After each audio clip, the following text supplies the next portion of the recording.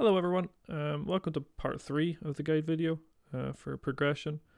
Today we're going to try work our way through to series and maybe farm a frame as well. As always, go to your foundry, collect anything you've crafted, and if you can craft anything, craft it. I always advise just crafting new weapons constantly because you'll want to try out new weapons and it'll help you level up your mastery rank as well as you go. For now, we're going to work on some like miscellaneous quests, just get some of the smaller quests out of the way. And focus on kind of clearing out our inventory a bit. So we're gonna just work through some of the quests you've got, and if there's one you can't do or one that you need something else for, just skip it, come back to it. Like the Heart of Deimos quest you will get later on. To be honest, you can just skip past that one for now. You don't really need to do that one until you get to the new war quest, which is a while away.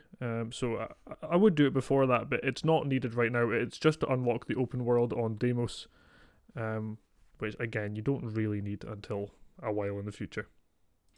Earlier on, you would have seen me claimed the Archwing, or the Archwing, however you want to pronounce it, which now allows you to fly in space.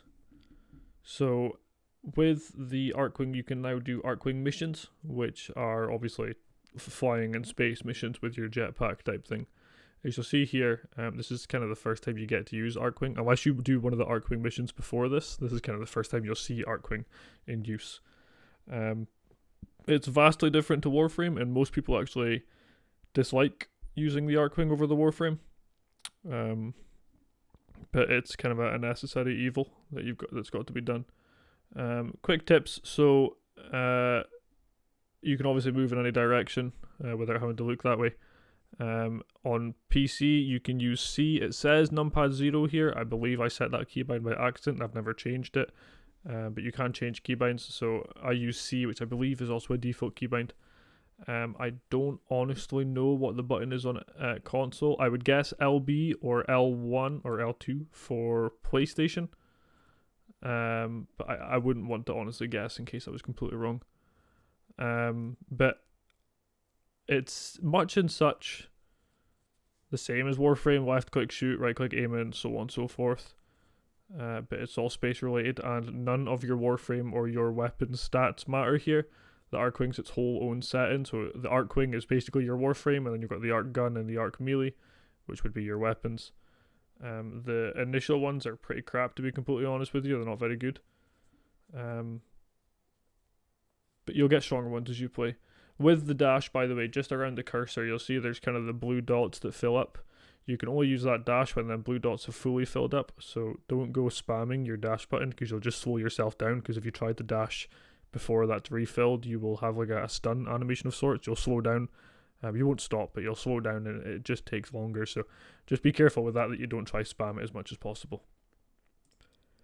Okay, here we'll just quickly work through some quests. I'm not going to show you every single mission I do. You'll understand yourself. You just do what the game tells you to do. If you've got no more quests to do, just work through to the next planet. But I will show you kind of a glimpse of some missions. For the most part, start the mission, follow the objective. It's really, really simple. This one, when you get kind of halfway through, there's a capture target that you've got to capture. Which becomes actually a very useful character in the future. Her name's Maru, and you'll unlock on Mars a place called Maru's Bazaar, which you can then use to either trade with other players, which can be useful, but you're better to do it at a dojo because there's a 10% trade tax. I'll get into that in the future at some point. But you can also talk to Maru for two main things. So there's one where you can actually talk to her and you can ask to start an Ayatin hunt, which you can do once a week. And it will start a mission for you, and once you complete the mission, there's a little puzzle or like a race at the end. Once you do that, you will actually be able to pick up an Ayatin sculpture, which gives you endo, which brings you into the second point. The other thing she's useful for is sorry, I'm having a stroke with my words here. The other thing she's useful for is you can actually trade Ayatin sculptures to her to get endo back from them, and you can fill these Ayatin sculptures with Ayatin stars, which if you've been following this guide, you will have been destroying containers and finding the odd star here or there. Not everyone's going to have the same amount of stars. Some of you will have less than me, some of you will have more than me. It's RNG at its finest. But they're the two main things Maru is useful for. She will be shown in a future video. It won't be for a few videos to come, because although Endo is really useful all the time, we're not really focused on it at the minute because our weapons and our mods, don't really need upgrading at the minute, because you can do just fine without much mods on your weapons at all. So we'll cover that in a later video at some point. The next mission in this quest is a spy mission. I am going to quickly show you these spies and the shortcuts. There's different ways you can do them. There's faster ways, there's slower ways. I'm just showing you the way I'm most comfortable with and the way I find the easiest. So this one's actually really straightforward. You would just run the direction you would expect to run. So you just dodge the lasers, jump over them. There's a little console here you can use to turn off lasers behind you if you're playing with random other people and are scared they're going to set off the lasers. But this one's really simple. You just run around the lasers and hack the consoles. I will show you here there is a shortcut you can take as well. Sometimes it's open, sometimes it's not. But there's this grate in the wall here. You can actually shoot that. So I'm showing you it from the exit onwards, but it exits out here at the top of the door. And then there is another little platform up here, but as you can see in a minute, the grate is actually closed there. So there's no way to get through there. Sometimes that grate I'm standing beside is open. Sometimes it's not. But the way I showed you is probably the easiest, sure fast way you're going to get through. The rest of them, it's kind of a 50-50 whether they're actually going to be open or not. This next room, it's a bit tricky to get used to. It's not too bad, but you just kind of got to put yourself in front of the lasers and follow them. There's these little crooks in the wall where you can sneak through. And then if you sneak on the left here, there's a console here you can use to turn off lasers. Be careful as you start doing this spy mission on higher levels. There will be cameras in that room where the console is to turn off the lasers, so just be careful. Obviously, I've seen this camera through the wall because it's a bit bugged, but you can open that door there and shoot out the camera and then hack the console. There is a second way to get in, which I will show you again just now. There's a vent here, so you don't actually need to turn off the lasers for this. You can just sneak past the lasers, go up into this vent, and then up through here.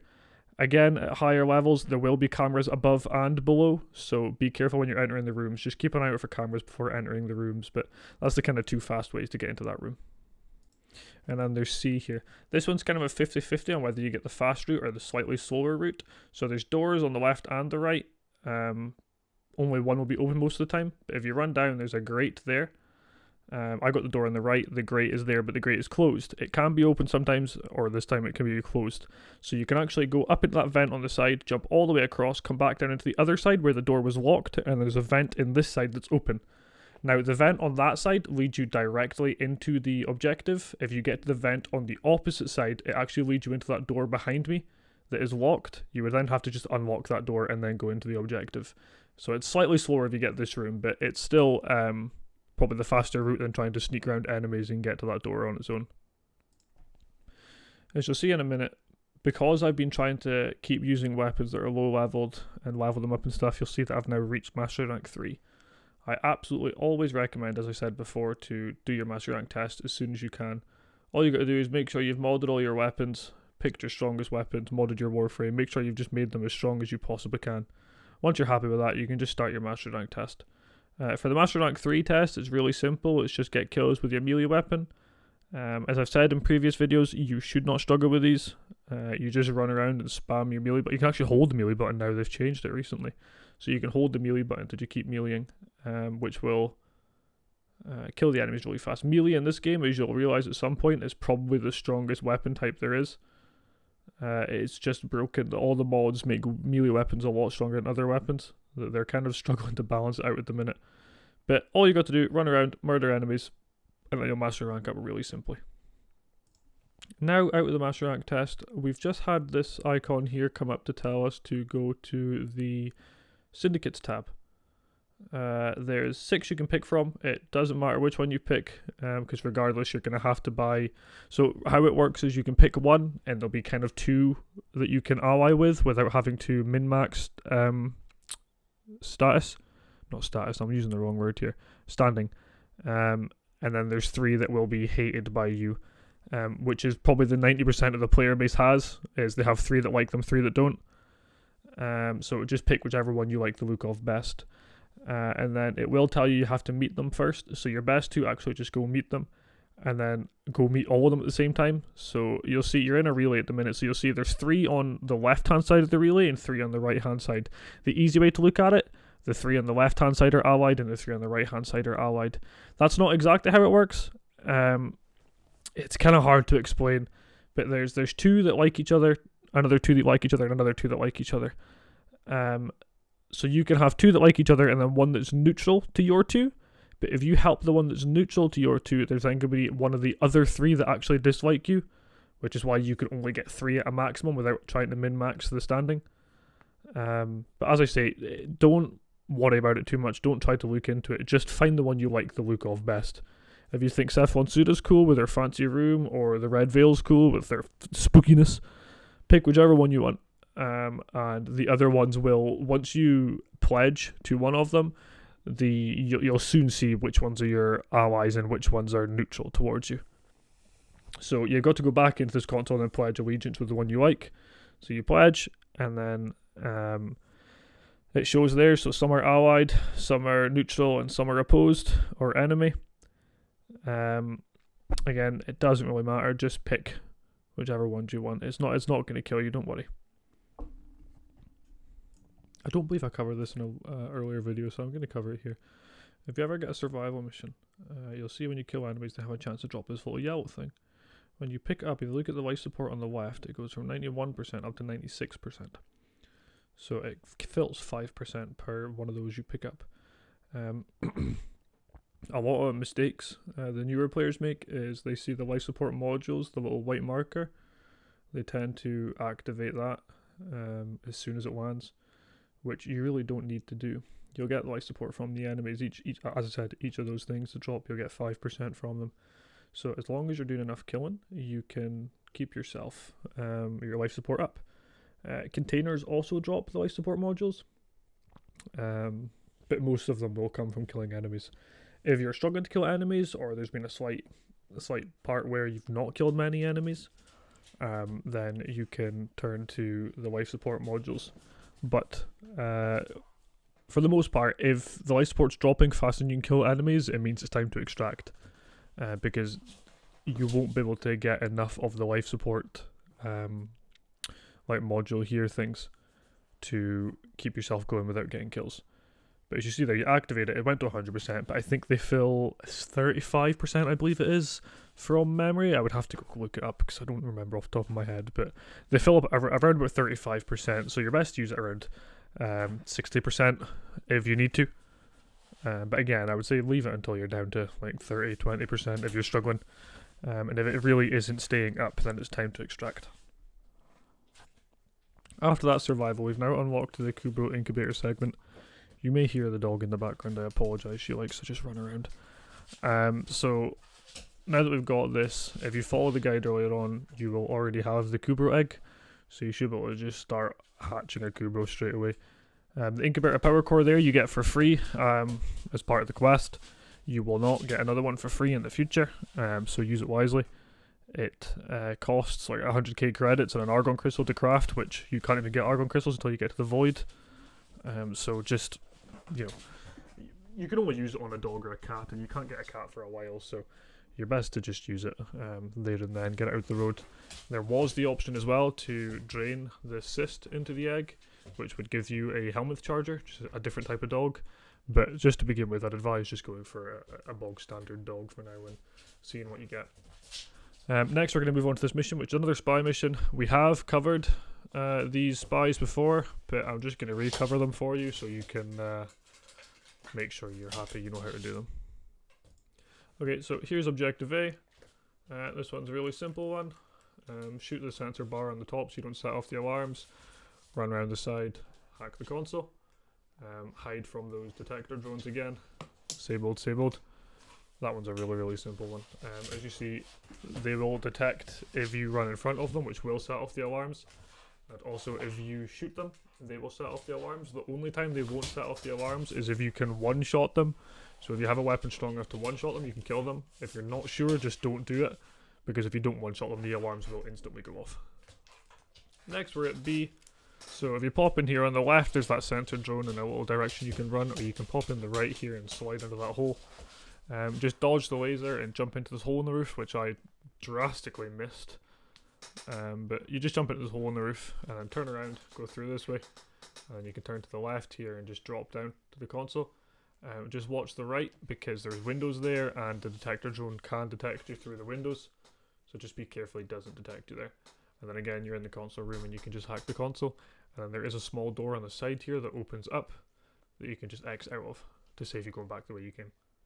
Now on to C. This one, you've got to be a little careful of. I do set the alarms off in this one. It's not a big problem, but just so you know for future reference, you shoot at that sensor bar and then you can sneak down here, but this hole in the ground here actually has a laser that you can, that kind of fades in and out, so you wait for the laser to go away and then you would jump down the hole. And then there's another laser there, you jump over. There may be one closer the next time you do it that you slide under instead.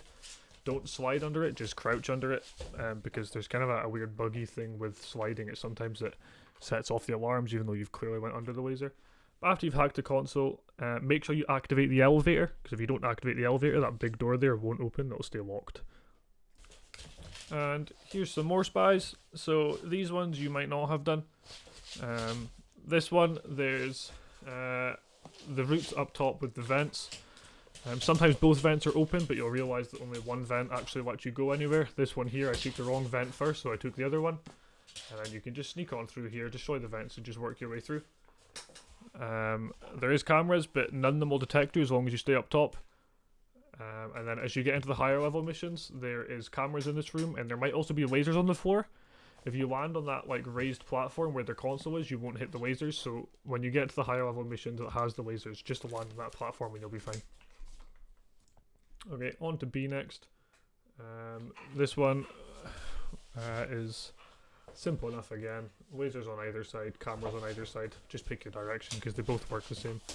So you wait for the lasers to go away, move on through, shoot the camera, and then keep going through. There is also a secret one here you can get, where you go up through the vents and you can actually just enter the room, or you can work your way around the usual way and just hack open the door to get in. Either way works. Next we're on to C. I should probably keep in mind as well that they won't always be numbered or lettered the same as mine is. This is just so I can help you understand which one I'm at as saying A, B or C, but your C might be my A or vice versa, so on and so forth. But for this one, sometimes that vent on the elevator is destroyable and you can go through. If not, take the elevator all the way down and then you just jump up all the way to the top of this tower and there's a hole in the roof, and from here you can just jump down. There's lasers, so just watch yourself and take your time, dodge the lasers, and then you can work your way into the spy room. Or again, if you want to do it the normal way, you can just run around the bottom of this tower and hack the door open. Either way works. Just a small tip for you while you're working through your quests. If you get like a mini boss like this, I'd advise you keep some energy aside so you can use your abilities. Especially on Excalibur, you can use your fourth because it will kill them pretty quickly. If you're playing other characters, Vault or Mag, Vault doesn't really have much. I guess Vault could use his speed to attack melee faster, and Mag can use her second ability to suck in bullets on the target. I would advise keeping enough energy to use one of those abilities so you can kill the targets fast enough, because otherwise you've got to fight them with your bare bones. Very bad at this stage weapons. So best to keep some energy aside. At this stage, we're just going to work our way through Phobos and get to the boss on Iliad there. These missions are pretty simple. This one's a mobile defense. The next one I will show you because it's an Arcwing mission, which will be your second Arcwing mission if you will. So we'll skip past this mobile defense because I'm sure you know how to do a mobile defense and I'm sure you don't want to watch me do a mission for 5.5 minutes. So we'll skip past this and I'll get to the Arcwing mission to show you roughly how that works. So here we are loading into the Arcwing mission. This one is called a rush mission and it's very self-explanatory. You rush to the end. So ignore the enemies. There are these stasis mines that will slow you down if you run into them. Try not to run into them. You can also dash past them, again using C on PC or whatever the keybind is on console. It will tell you when you get your Arcwing. So just take your time. Well, don't take your time, rush. But don't try to be super duper fast and fly in every single wall because you're just going to slow yourself down doing that. Take a bit of time. You can also shoot the stasis mines to stop them slowing you down if you need to, but for the most part you're probably faster just flying through them if you need to. It will work the same. We'll skip to when you get to the objective because there's a couple things you need to do before you can finish the mission. Once you get to the end here, there are 3 transport ships you need to kill, but you need to kill the little scouts and rangers that are like protecting them with shields. So the melee is kind of buggy in Arcwing. It doesn't really work in the smaller targets, so your best is just use your gun and shoot them. The starting Arcwing weapons are very bad. They're not very strong at all. You will notice they're only level 12 enemies. All they've got is health, and they're taking a while to die. But yeah, all you've got to do is kill all 6 of these, and then the 3 transport drones as well, and then you're finished the mission. It's as simple as that. On to the boss fight. This boss is probably the easiest boss in the game. He's basically just another Corpus enemy. He's got nothing going for him. He's so weak. I'd advise using melee against him because you really don't do much with your gun. The only thing he's got is he's invisible. I mean, it gets to the point where even if he's invisible, you just hit him a couple times with your melee weapon and he's dead. Seriously, I've seen normal enemies stronger than him. Eximus enemies are stronger than this boss. He's not a problem at all, so you won't have a problem fighting him. Just stab him to death. After we've done that boss, we've done all we need to unlock the Ceres Junction on Phobos. So next you'll see we need to defeat Krill on Mars, which is just this mission here. He's the boss on Mars. This one is obviously harder than the Phobos one, because the Phobos one is dumb. So we'll skip to the boss fight and I'll show you how to run him real quick, and then we will do the Ceres Junction. Right, so this boss has a little more going for him than the last boss. He's got a hammer and like an ice pack on his back. Wait for him to do an animation where he slows down, and then you shoot this ice pack on his back enough to make a pipe pop from his back, which you'll see in a minute. You see that pipe pop off of his back and start flailing around. Now all you have to do is wait for him to do a hammer slam, like so, and then he'll freeze. And then you just take down enough of his health that he unfreezes. There is 4 times you've got to do this. And after the 4th time he will go into a second phase where he then just becomes damageable like a normal enemy. We'll skip that bit just now because the next 3 stages are exactly the same. I just keep shooting the pipe off his back. So once you unfreeze him for the 4th time, he'll then turn red and he'll turn to a fireman instead of an iceman. Again, very simply just stab him to death. As I say, try to keep enough energy aside so you can kill the stronger enemies. Just so you're not struggling. If you do struggle and you don't have abilities, just use your melee weapon. I swear to God, melee weapon will carry you through this game, not a problem. It's so easy to use. And if your melee weapon is not strong enough, maybe just check the mods to make sure you've got the strongest mod you can get on. Okay, so now we can do the Ceres Junction because we've completed all of the requirements. The first few junctions are very simple. I know I'm saying this a lot, it's very simple. I understand it's a confusing game, there's nothing simple about it. But in terms of simplicity, these are it. All you need to do is run up to the enemy and spam the melee button. And they'll die very, very fast. As you'll see here. You don't struggle. It's kind of probably Saturn onwards you might have a problem killing the enemies. But we will hopefully have better Warframes by then. Well, I say better Warframes. Excalibur's a good Warframe. But Warframe's more suited for the job to kill the enemies at the junctions by that point. So we shouldn't have to worry too much then. We'll skip on to the next part and I'll show you there's a couple missions to do on Ceres. There's also an alert I do to get a special reward, and then I'll show you the boss fight. So if you actually open your navigation, and then there's the alert tabs at the top right, like the little hazard sign. It does show alerts from time to time. These are called Gifts of the Lotus, which appear every now and then. They're limited time events, so in a week's time this will no longer be available to anyone. But you have to have the mission unlocked in order to do it.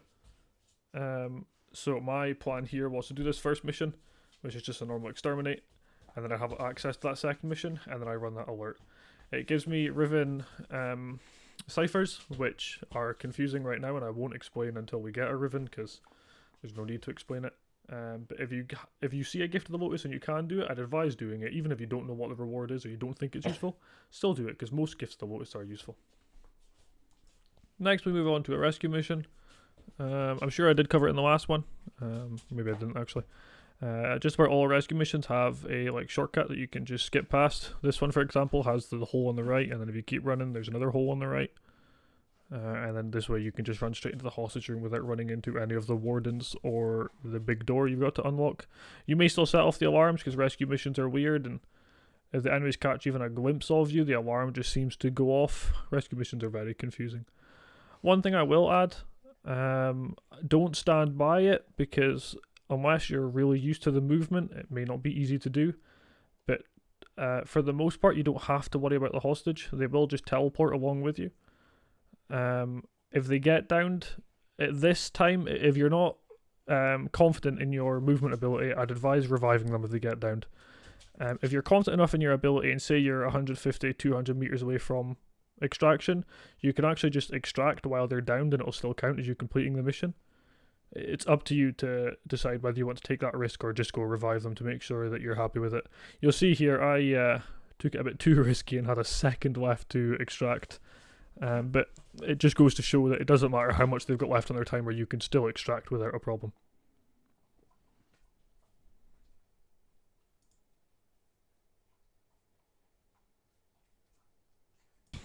Next up is the boss mission on Ceres.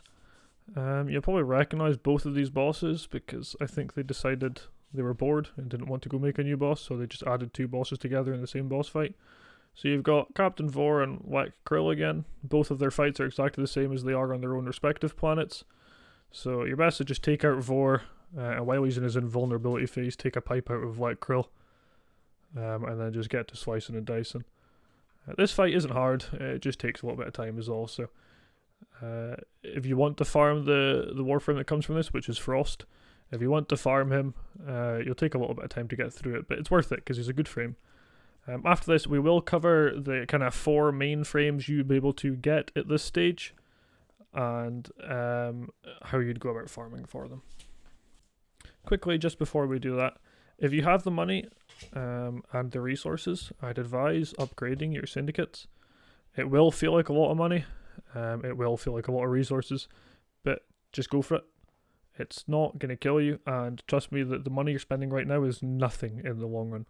You will have so much money in the long run, you won't have to worry about it. So right now, yes, it's a struggle, but just don't worry about spending your money because you can farm it back very easily. The reason you're best to rank up your syndicate as much as possible is because if you look just here, they obviously offer lots of rewards, and the further down you go, you'll see that there are what are called augment mods for lots of different warframes. And these are the kind of mods that will help you make a very good Warframe build. So lots of different Warframes have set augment mods for them, which will affect a certain ability and make it stronger.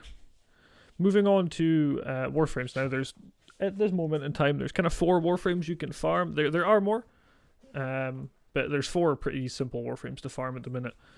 So first off, you've got Frost, which is from the boss we just fought, the one I covered. Frost has decent abilities. He's kind of half defense, half offense. So his passive, if an enemy melee attacks him, there's a 10% chance they'll get frozen. It can be useful. And then there's freeze, his first ability. It's self-explanatory. You freeze an enemy. The second one's an ice wave. It sends out a big wave of ice that hurts enemies. It can also freeze them. He's got his third, which is a snow globe. This is his defensive ability, so you can use it, and it slows enemies in range, and I believe it also freezes enemies within it. You can shoot out of it, but you cannot shoot into it, which is where it comes in handy. So both enemies and allies can shoot into it, out of it, but not into it. His fourth ability, he covers a big area, freezes enemies, and then tries to smash them. He will damage them. He will also reduce their armor. If they don't die, they will stay frozen. It's really useful for crowd control. Next up, we have Rhino. Rhino is a tanky frame. His passive is useless. Don't even worry about it. When you land from a high height, it sheds out a shockwave that knocks people over. It's so bad. Just ignore his passive. It's useless. His first ability. So his first ability is called Rhino Charge. It charges forward, knocks enemies over, and then you can actually chain it to do more damage with each charge. It's not often used, to be honest. I wouldn't use it personally. If you want to knock over enemies or go bowling, you're more than welcome to, but it's not the strongest of abilities. His second ability is Iron Skin. So Iron Skin creates what's called Overguard, which stops you from being affected by status effects and crowd control. Not status effects, just crowd control, sorry. And basically they have to take down your overshield or overguard before they can take down your shield or health. His third ability is Roar, one of his most useful abilities. It increases all forms of damage on both you and allies within range. So ability damage or weapon damage, anything, will be increased, which is really, really useful. And then his fourth is a big crowd control ability, so it knocks enemies into the air, slows them down, and it makes it easy for them to kill. It's really simple crowd control. Next we have Mag. Mag being my favourite frame in the game. They just recently, or not recently, they changed their passive a little bit ago. So now it's kind of like a mini vacuum from your Sentinel, so it'll just suck up loot. Her first ability, Pull, so it will pull enemies, knock them over, and it'll just pull them all in your direction. Easy crowd control if you want to kind of group up a group of enemies and stop them from shooting you for a bit.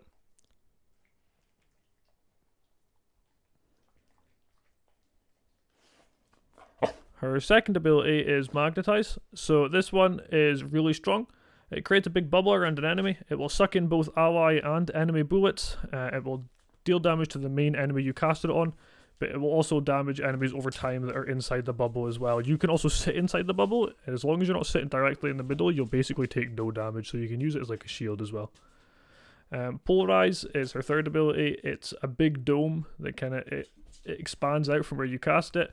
Any enemies it hit, it will strip some armor from them. It will also damage them, and the more enemies you hit, the stronger it gets, basically. It's a really, really useful ability, and it can kill lots of groups of enemies if you build it right. Oh, it can also recharge your shields, by the way. If your shields are down, you can use it to give you some extra shield. And then lastly, we have Crush. So this one picks enemies up and then crushes them using magnetic force. It can also give you Overshield, which is more shield than your max shield, which can be really useful. It can also give teammates Overshield as well. And then finally Excalibur, which we have been using this whole time, but if you decided you wanted to pick Mag or Vault at the start instead of Excalibur, you can farm Excalibur from the boss on Mars. Sorry, it took me a second to remember how to do that. So Excalibur's passive does 10% extra damage and 10% attack speed with his 1. Slash dash, he slashes towards enemies and chains enemies if they're close enough with his 1. His 2 blinds enemies, stuns them. His 3 is the Radial Javelin, which, you know, throws out lots of javelins that do fuck tons of damage.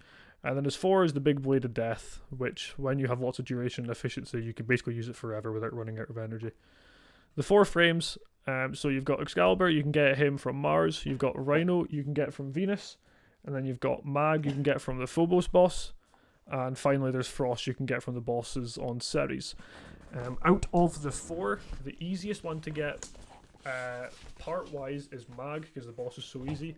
The easiest one to build is Rhino, because you actually already have access to all the resources.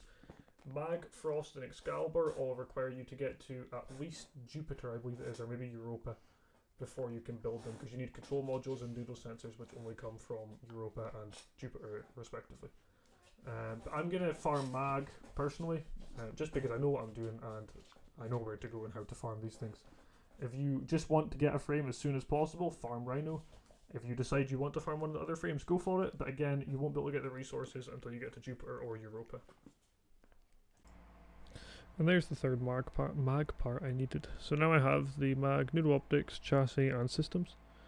And depending on the frame you have, you may be able to craft some of the parts that you've gathered already. If you can't craft the parts, it's not a problem. Try to get the resources that you need to get, and you can get now. And then you can worry about the other resources when you get the planets unlocked. A quick tip, you can sell spare parts for credits just to get you some extra money back. But check your foundry, see the parts you can craft. If you can't craft, find which resources you need. Like I need ferrite, which I can get right now, but noodle sensors and control modules I cannot get until I get to Jupiter or Europa. So I'll just have to worry about those in the future. As I said, Rhino is the only frame we can get at the minute that you can craft completely at this current moment in time. But I mean, that's it for this video. Next video we will cover getting to Jupiter and Europa, and we will try to get the resources to craft myself, Mag, and whichever Warframe you guys have decided to farm. As always, if you have any questions, anything you're not sure of, stuck with, so on and so forth, shoot me a message in the Discord. I'll start leaving the Discord in the description as well now, because there are some, I've put the videos on public now, so there are some other people watching. Although not many, there's still a couple. But as I say, if you need any help, just shoot me a message on Discord and I'll be more than happy to help you. Thank you guys. Have a good one.